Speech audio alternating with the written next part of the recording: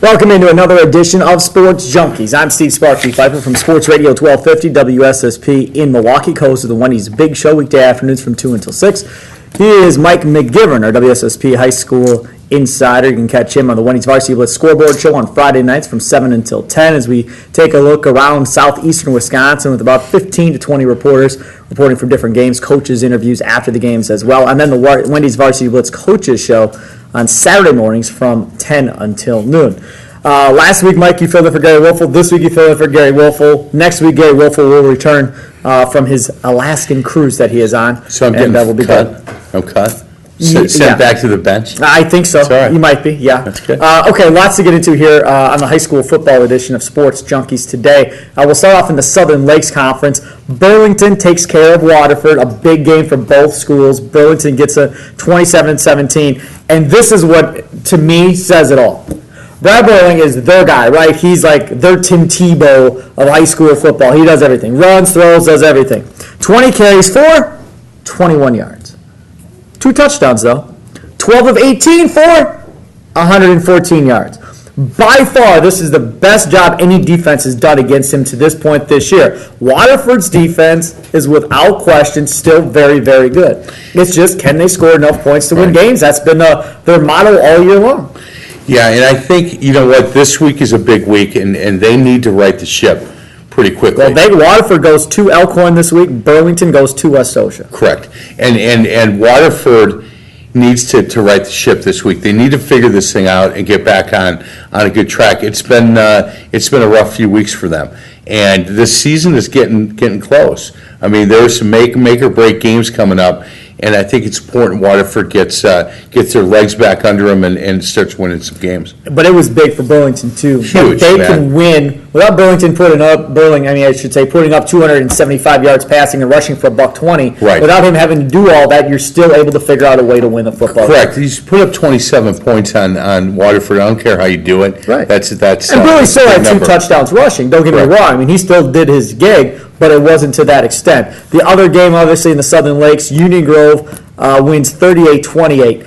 They were off to a 10-0 lead, Union Grove was, and then as you look at the box score, it was touchdown for touchdown the rest of the way out.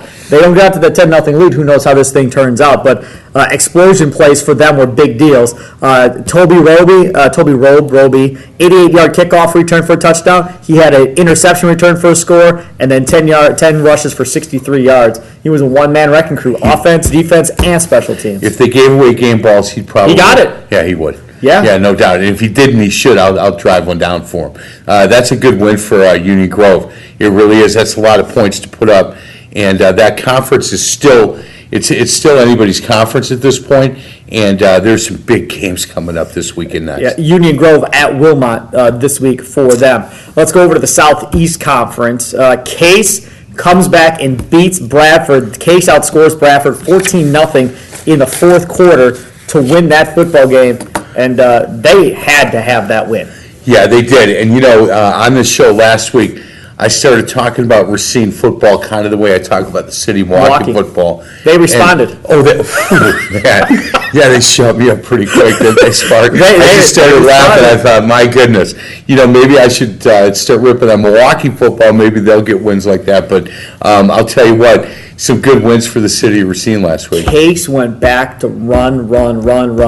They only threw the ball 6 times in that game. Right. And Tyrese Pinson, who is very fast, 13 carries, 130 yards and a score, 1 catch for 26 yards and a touchdown. And like I said, after that loss last couple of weeks to Tremper and then Racine Park, the Park loss really hurt. Yeah, the Park one's going to come back and haunt them. It might. I mean, if they can't string together, because now you're in a situation where now you've got to beat teams that are higher than you in the standings. Yep. The rest of the way out. That is not going to be easy for Racine Case. They go to Franklin this week, and Franklin is Franklin.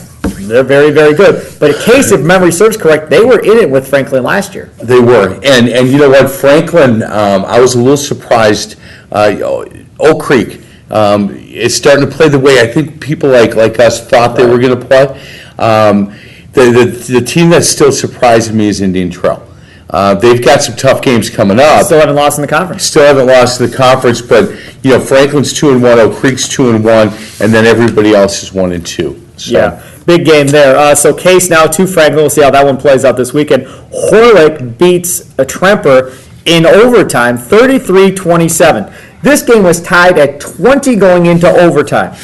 Tremper scores a touchdown and then gets the extra point. Horlick comes back. They get a touchdown to Finley for 13 yards. No big deal. Tremper gets the ball back. Horlick interception, returns it for a score. Game, set, match. Game over. That's a big way to win. How does that make you feel as a Tremper grad? Fine. Yeah? Doesn't bother me. No, it doesn't bother me. You know I've been frustrated with Tremper football I know for a you number have. of years. That's why every chance I get to tweak you, I'll try to do that. And they've played well up to this point of the year. They have. They've played better than I thought they were going to play to this point. But they're 1-2 in conference still. But get this. Here's a stat for you. Tell me the last time you heard of this. Tremper had 2 guys rush for over 100 yards and lost. Yeah, that's... High school, that might be more That's common. insane. But yeah. Isn't it that insane? Well, they certainly, that means they're controlling the ball in line of scrimmage. Okay, now look at Horlick's rushing. Aaron Bedford, 16 for 82. Jason Bogan, 14 for 98. Devin Barry, 11 for 97. Devontae Thomas, Cupola, 13 for 77. You want to talk about a ground battle between these two teams. You bet. They were just pounding at each other the whole night. Well, and you know what? When a team like Horlick, when they get it going, you're just not sure. It's not like you can key in on one back. Right. You know, they've got a number of backs that can hurt you and a quarterback that can run. Now, this is where I get angry. This is the part of the video where I get angry. Now, we all know Racine Park probably isn't all that good. Okay, fine. They beat Case last time. All right. They face Indian Trail, who you just got done saying has not lost in the conference. Right. They win 41-13. All right, I'm fine with that. I have no problem with that. Park was led by Justin Stewart, 27 carries, 158 yards, and a score. Nicely done, Justin. This is what my problem is.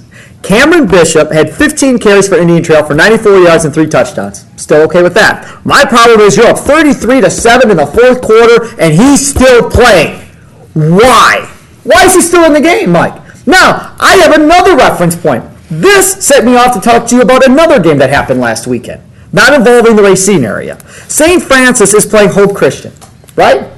Doug Sarver has been a coach at St. Francis for a long time. Mm-hmm. So he's not a young guy that doesn't know any better. Good guy. Great guy. Right. They were up 35-0 after the first quarter. Then ran 3 onside kicks. Up 35-0 at Hope Christian, they beat 64-14. Now, again, I don't know how this works in high school football. I've never been a high school football coach. I have no idea. But this seems insane to me. When you're beating somebody convincingly in the fourth and your starter's still playing, unless everybody is hurt at that position, that's unacceptable, Indian Trail. Sorry, and I like the Coach McKay at Indian Trail. Nothing personal, but I'm not a fan of that. And then the other one, running onside kicks up 35 points after the first quarter, that's crazy too. Now you're a former basketball guy, but I don't understand. I coached a little football as well. Football too, right? I can tell a quick story. I was coaching football at Whitefish Bay, Dominican, and we were playing Catholic Memorial. I've told this story on the air, so I'm not speaking out of turn. And Bill Young was at Catholic Memorial, and they were up 45-0 or so with 3 minutes to go. Ran a double reverse bomb for a touchdown. And game was over. I was in the men's room next to Bill. And I said, was that necessary? He said, you don't like that? I said, no. He said, well, get better then. You know what? Then you guys get better so this stuff doesn't happen.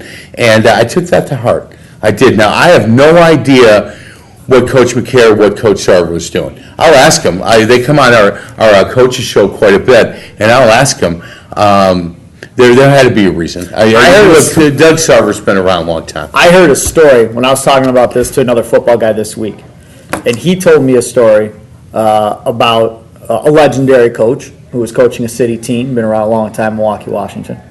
And it was towards the end of his coaching career at Washington. You know what I'm talking about. Sure. And they were getting hammered on by Homestead and Dave Keel and staff or whatever else. And this said coach at Washington had enough, walked out to the middle of the field and started yelling at the coaching staff for Homestead.